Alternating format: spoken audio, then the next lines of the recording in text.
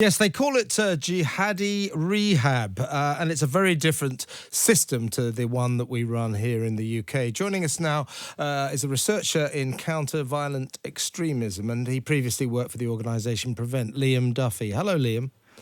Hello. Can you explain exactly what the Danish do to their jihadis? Yeah, I can give it a go. So I just want to clarify something. So I think you mentioned foreign terrorist fighters coming back from Iraq and Syria, joined ISIS, and how they're kind of in the UK, there's this presumption that they're getting a one-way ticket to court and prison. Yeah. And that's not actually the case. Only a small fraction of returning foreign terrorist fighters have actually even made it to court, and then an even smaller percentage of that have actually gone on and received prison sentences. So actually, I know it's right to look around the world, and it's right to look at particularly the Danish model. But in terms of principle, strategy, and concept of how they're handling it, it's not actually dissimilar to what the UK is doing. Okay. Now, there might be different in terms of resources, and there might be differences in the nuance of delivery. But actually, the thinking behind it is very similar. Sorry, just out of interest, Liam, and this might be a question out of your sort of remit, but how do the Danish people feel about it? Because when we were sort of discussing this right at the beginning of the show, it sounded from what we've been reading, Denmark's got a really good system going here. It seems to be working in a much more effective way than it does in the UK.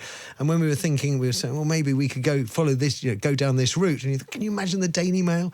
Man kills, jihadi kills 5 Brits, we give him a free house. So, I mean, that wouldn't play out very well here at all. No, and actually that's the challenge of any. So Prevent is part of a kind of global picture called Countering Violent Extremism, CVE, of which the Danish models you're talking about are part of that as well. And that is actually part of the challenges because this gets attacked from the political left, who see it as victimising Muslim citizens, and then it gets attacked from the political right as well, who see it as being too soft on terrorists. And while I completely disagree with the former, on the latter, it might seem counterintuitive, and trust me, I'm no dove on this kind of stuff. But if it's at the end of the day, if that's the approach that stops people getting killed, then we need to look at that. Can you tell us what that approach is? Can you tell us about the Danish model? What do they do over there? Yeah, sure. So, like I said, it's not dissimilar to Prevent. I think Prevent has this. It's often called a toxic brand and all sorts of things like that. And it's said that it's failed. In reality, I think a domestic spying program. I think that's what Shami Chakrabarti called it. Yeah. Yes, that kind of stuff happens, and those accusations are around all the time. But in reality, I think in Denmark they don't really have this kind of ecosystem of groups and people and public figures attacking their work, as far as I know, and at least to the same extent that we have in the UK. So a kind of very successful lobby has really successfully done that toxifying of Prevent. So it brings me back to my original point on how similar actually the UK and Danish approaches are. And in terms of the Danish approach, there's 2 different elements to this. There's counter-radicalization and there's de-radicalization. Yes. And they're often conflated and they're not the same thing. So when we talk about counter-radicalization, what we mean is people who actually haven't engaged yet. So they might be on the way to radicalizing, flirting with violent extremist ideas, terrorist ideas, but they haven't actually crossed that criminal threshold or that violent threshold yet. And that might mean activism, fundraising. It doesn't necessarily mean you're the one who picks up a gun or goes to fight. And de-radicalization is for those people who have actually crossed that threshold. And in both cases, both the UK and Denmark, we do use counter-radicalization and de-radicalization in different circumstances.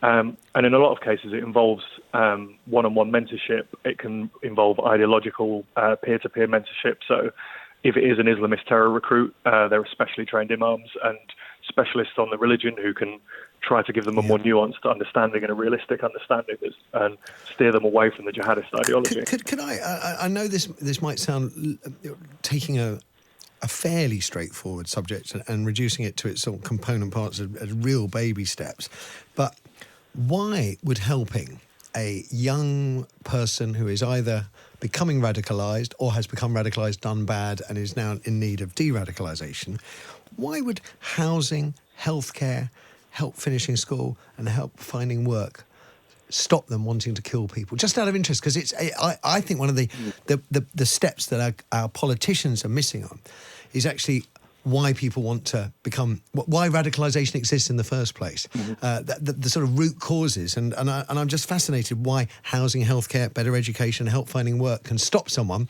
becoming one of our enemies. I mean, that's a great question. That's the $1 million question. It might not, to be frank. It really might not work. I'm certain it has worked, and it does work in specific cases. Could you put a percentage on it, Liam? No, and I don't think we'll know that for years to come, to be honest.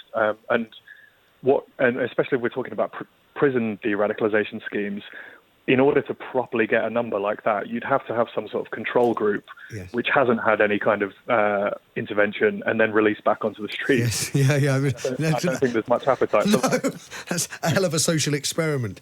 Exactly. It's just fascinating that basic stuff, which is a roof over your head, someone to look after your medical needs, education and help finding work. These are basic steps that could help any person, any young person, anywhere. And I just find it fascinating. These are the steps that have been identified as a way of preventing or de-radicalising someone. Well, I mean, you're absolutely right. Those are things that are used in different, local authorities do work on gangs and on drugs. Yes. And different intervention packages are offered in those cases. So that's actually where a lot of the thinking for this has come from, is to try to apply some of the learning for criminal or social issues to the counter-terrorism space. I think what you're talking about in terms of needs in like housing and education and possibly psychological support, that is going to work for the people who have those needs, but it's not going to work for the people who don't have those needs.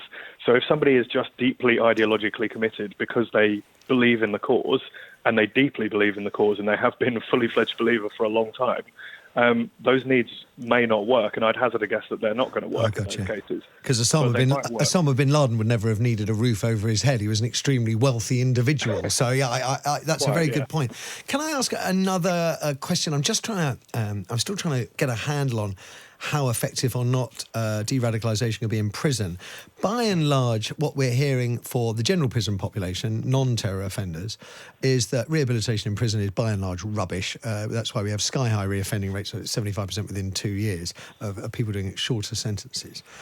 Mm-hmm. If that's a fair criticism of rehabilitation for the general prison population, is it fair for someone like myself to assume that de-radicalisation is performed in prison in the same laissez-faire, cash-starved, unenthusiastic manner? I wouldn't say it's unenthusiastic. I would say that it's new. It's not something we've had a lot of experience with, and it's not something many states around the globe have been dealing with for a very long time. So I think it's very much trying to figure out what works as we go, and I mean that in a global sense, not in a criticism of the UK's approach in particular. And just on a note on recidivism, the thing about terrorism is that it's actually a very low number that do lapse back into terrorism or engage back in terrorism. But as we always say, terrorism is a low incidence, high impact event. Yes. So while it might only be a handful of people who re-engage, that can, to put it really brutally, honestly, the body count from that can be really high and unacceptably high. So there's all sorts of risk factors that need to be taken into account. Age is one of them, for example. You're more likely to re-engage if you're in your 20s than in your 30s or 40s. Yeah. So that is an equation that you might have to bring into what sentencing you guidelines you introduce. Okay, then by way of conclusion, last few seconds, I'm going to give you the opportunity, Liam. I mean, you've worked for Prevent. You're a researcher in counter-violence extremism. What do we need to do in this country? How can we improve Prevent? How can we improve Prevent? Well, I think as I said at the beginning, I think it's got a bit of an unfair toxification around it. I believe wholeheartedly in Prevent, and it's doing a good job, and it's for the most part it's got good resources. I think what would really help is most people getting a bit more behind it and not necessarily listening to the headlines that are regularly coming out. Obviously, Prevent is the most public component of our counter-terrorism strategy, but it's not the only component of our counter-terrorism strategy. But because it's the most public, it gets the most criticism, but equally it's offered as a solution for everything, and it's not a solution for everything. It's in the prevention space, as the name implies. So we also need to balance that. When somebody does cross the threshold into violence and terror, then we need to use the rule of law as well. Liam Duffy, absolutely fascinating listening to you. I can't thank you enough for coming on the phone this afternoon to describe how our Prevent and how Denmark's system works. I have to say, to be fair to you, Liam, Ken MacDonald, the former DPP who was on Channel 4 News last night, from listening to him, you would have thought the Denmark system and the UK system were literally on opposite sides of the universe. So I thank you very much for stating your case.